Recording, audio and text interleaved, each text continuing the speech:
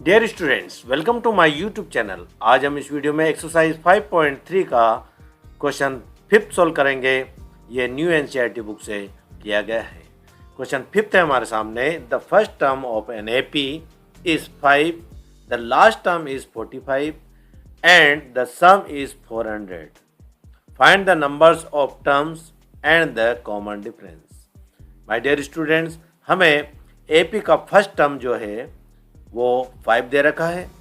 The last term यानी इसका an 45 है और इसका जब हम टर्म्स का टोटल करते हैं तो उसका सम मिलता है हमें 400। ये 400 है। हमें फाइंड करना है नंबर ऑफ टर्म्स। टर्म्स के कितने टर्म्स हैं वो नंबर हमें फाइंड करना है, यानी n फाइंड करना है, और कॉमन डिफरेंस फाइंड करना है यानी d। तो हम यहाँ लिख लेते हैं, जो भी गिवन है वो हम यहाँ पर लिख लेते हैं।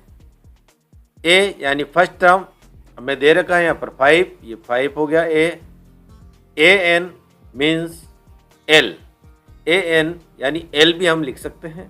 तो जो लास्ट टर्म होती है वो l होती है, an भी हम कहते हैं। इक्वल टू हमें ये जो लास्ट टर्म दे रखी है वो 45, ये 40। एस एन हमें यहाँ दे रखा है sum of n term, S N equal to 400।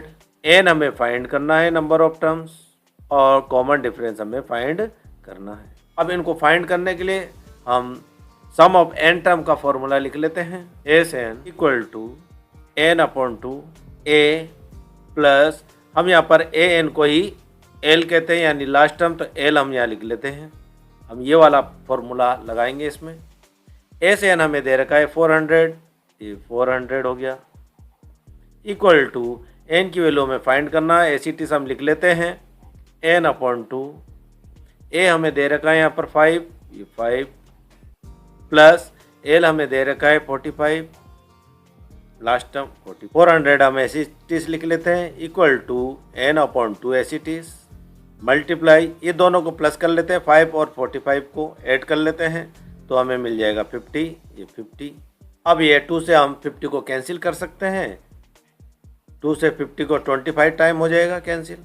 अब हम इसको कैसे लिख सकते हैं, 400 इक्वल टू 25n, 25n हम इसको लिख सकते हैं। अभी 400 एसिटिस इक्वल टू n की वैल्यू हमें निकालना है, n एसिटिस आ जाएगा और n के साथ 25 मल्टीप्लाई हो रहा है, ये डिवाइड में चल जाएगा 25। अब ये 25 से 400 को हम कैंसिल कर सकते हैं, तो 25 से हम 400 को कैंसिल करेंगे तो 16 टाइम ये कैंसिल हो रहा है, तो 16 आया तो n की वैल्यू हमारे पास आ गई n इक्वल टू 16, ये 16 हो गया। n equal to 16, number of terms हमारे पास आ गया 16। अब हमें फाइंड करना है कॉमन डिफरेंस यानी d हमें फाइंड करना है। तो हम एपी का फॉर्मूला हम लिख लेते हैं यहाँ पर, an equal to a plus n minus 1 d। an की वैल्यू है हमारे पास जो है 45, जो लास्ट टर्म है ये l हम लिख लेते हैं 45 इक्वल टू a हमें गिवन है 5, ये 5 हो गया, प्लस n की वैल्यू अभी हमने फाइंड करा 16, ये लिख लेते हैं हम यहाँ n की जगह 16 माइनस 1, और ये d हमें फाइंड करना है 45।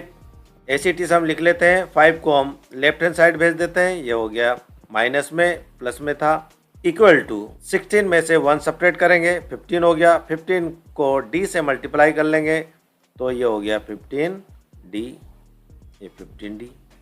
45 में से 5 सेपरेट कर लेंगे, हो गया 40 इक्वल टू 15d। 40 हम एसिटिस लिख लेते हैं 40 यहाँ पर, ये 40 हो गया, इक्वल टू हमें d फाइंड करना है तो d हम यहाँ पर लिख लेते हैं d, और d के साथ 15 मल्टीप्लाई में है, लेफ्ट हैंड साइड आएगा तो डिवाइड में हो जाएगा, ये 15 हो गया। अब 15 को हम कैंसिल कर सकते हैं, 5 3 जा 15, 5 से 5 8 जा 40, 5 8 जा 40, ये कैंसिल हो गया। अब d की वैल्यू आई हमारे पास, d इक्वल टू 8 अपॉन 3, और हमसे यही पूछा गया था। एक तो हमें n ढूंढना था और एक d ढूंढना, जो हमने फाइंड कर लिया है। और इसका जो क्वेश्चन का आंसर है वो यही है। इसी के साथ क्वेश्चन 5th कंप्लीट होता है। Thank you very much for watching.